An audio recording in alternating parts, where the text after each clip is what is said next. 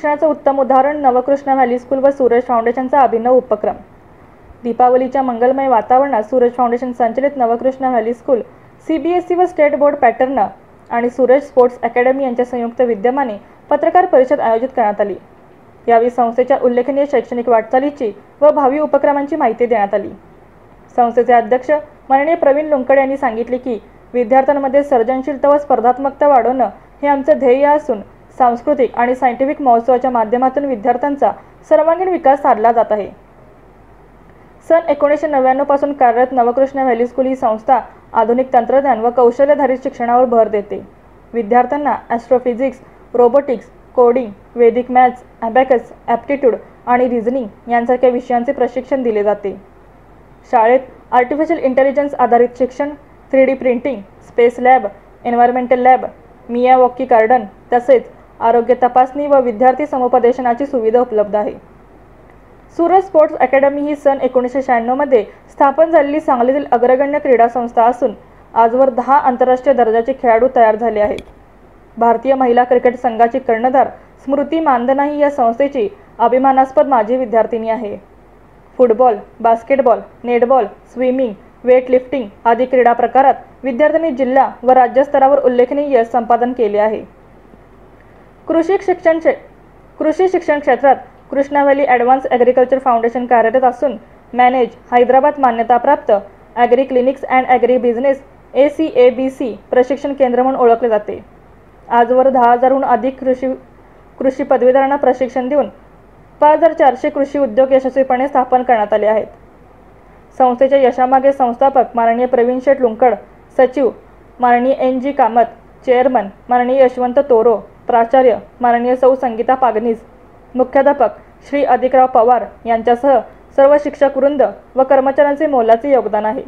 कार्य करत आहे आणि कुपवाडपासून म्हैसाळ, विजयनगर, तासगाव, कवठेकण आणि आता शिरवळ इथे सुद्धा आपली संस्था आहे। उत्तूर कोल्हापूर इथे संस्था चालू आहे आणि या संस्थेची भरभराट सतत चांगली गुणवत्ता आणि एक्स्ट्रा करिक्युलर ॲक्टिव्हिटी याचा सर्वांचा समन्वय साधून जे आपण शिक्षण देत आहोत त्या अनुषंगाने आपल्या संस्थेची चांगली वाढ होत आहे। दरवर्षी विद्यार्थ्यांमध्ये सुद्धा वाढ होत असून संस्थेचे नवीन शाखा सुद्धा आता चालू होत आहे।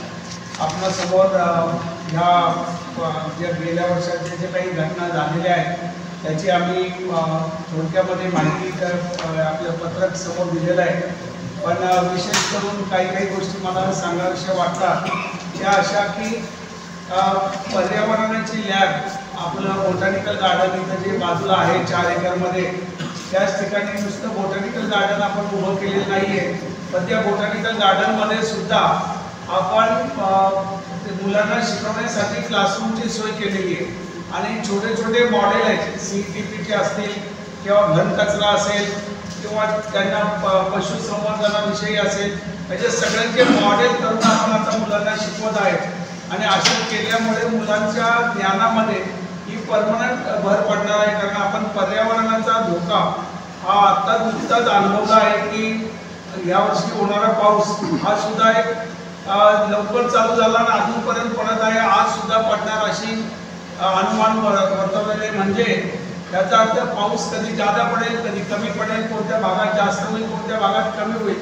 हा पर्यावरणाचा तोल शालेय शिक्षणापासून जर आपण मुलांना शिकवला तर निश्चितच येणाऱ्या पर्यावरणाचं जे समतोल आहे ते आपण करू शकतो। या दृष्टीने ती एक चांगली घटना घडलेली आहे।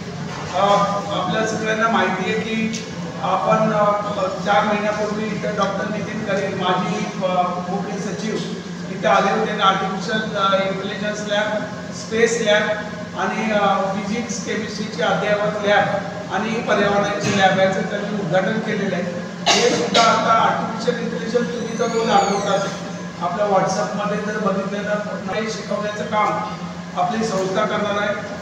त्या संस्थेच्या प्रगतीमध्ये आपण आता शिरवळ येथे नवीन CBSE स्कूल चालू करत आहोत आणि पुण्यापासून जवळ एक असंच कुपवाडसारखं मोठं औद्योगिक वसाहत तिथं उत्पन्न येत आहे आणि त्या अनुषंगाने आपण तिथं जागा केलेली शाळेचं काम संपूर्ण झालेलं आहे आणि शाळा येणाऱ्या शैक्षणिक वर्षात ती चालू होणार आहे।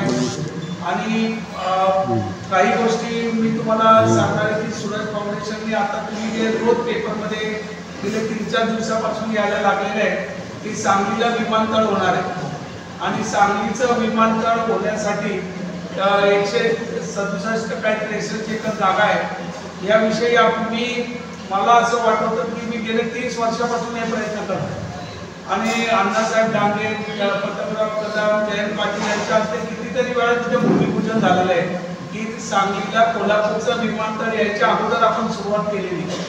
पूर्वी या धावपट्टीवर अशी शासनाची काही विमानं उतरत होती, मुख्यमंत्री आले किंवा कोणी VIP आले तर तेवढी उतरत होती, पण ती धावपट्टी अपूर्वी आहे।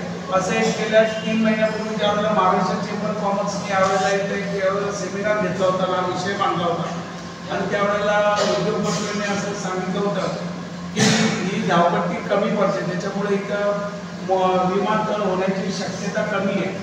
पण त्याला सूरज फाउंडेशननी इमिडिएट रिस्पॉन्स दिला आणि आम्ही त्यांना अर्ज सुद्धा केलेला आहे, आमच्या 1-2 बैठका सुद्धा झालेल्या आहेत की आपल्याकडे जर विमानतळ होण्यासाठी लागणारी जागा जर कमी पडत असेल तर निदान प्रशिक्षण देण्याचं काम करण्याचा वापर करू शकतो।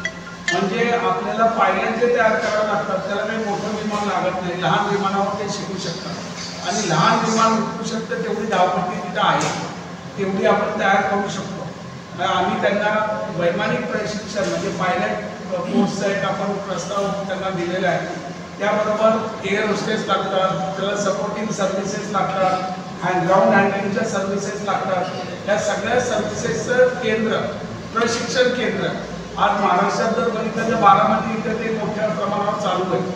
पण याची जी येणारं जे आपण जे बघतोय की किती मोठ्या प्रमाणात लोक हवाई वाहतूकमध्ये जाणार आहेत, त्या येणाऱ्या भारतामध्ये 400-500 विमाने गेल्या पुढच्या 3 वर्षात येणार आहे। म्हणजे त्याला लागणारे वैमानिक आणि परदेशात सुद्धा इथे लागणारे मुलं आपली, त्या दृष्टीने आम्ही एक पाऊल उचललेलं आहे, प्रस्ताव आम्ही दिलेला आहे आणि वैमानिक प्रशिक्षण केंद्र, एअर होस्टेस आणि त्याला लागणाऱ्या सगळ्या सुविधा या तिथं शैक्षणिक माध्यमातून त्याला 12वी एज्युकेशन लागतं प्रिलिमिनरी आणि त्याच्यानंतर तो कोर्स करता येतो, ते करणार आहे। त्याचबरोबर ड्रोनचं ट्रेनिंग सुद्धा त्या ग्राउंडवर होणार आहे, कारण ड्रोन आता शेतीविषयक आपल्या भागात प्लस इव्हेंट मॅनेजमेंटमध्ये, डिफेन्समध्ये हे मोठ्या प्रमाणावर वापरलं जाते। फक्त ड्रोनद्वारेच आता युद्ध केलेलं दिसतंय आता सगळीकडं, तर ते सुद्धा ज्ञान आपल्या भागात त्याच फील्डवर, त्या ज्या जागेवर, आणि ती जागा मोकळी आहे तिथं चांगलं शासनाची परवानगी त्याला घ्यावी लागते आणि ते ड्रोन शिकवायचं केंद्र सुद्धा आम्ही तिथं प्रस्तावित करत आहोत।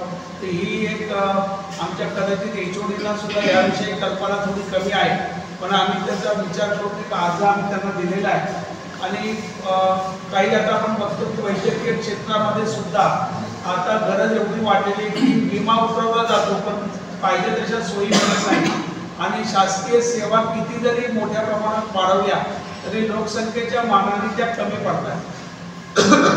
त्या दृष्टीने आपल्या सांगलीला की आम्ही फिजिओथेरपी सुद्धा चा कोर्स चालू करण्यासाठी अर्ज दिलेला आहे, त्याची परमिशन मिळाल्यावर येणाऱ्या शैक्षणिक वर्षात तो सुद्धा चालू केला जाईल। तर या काही अशा खऱ्या घटना आहेत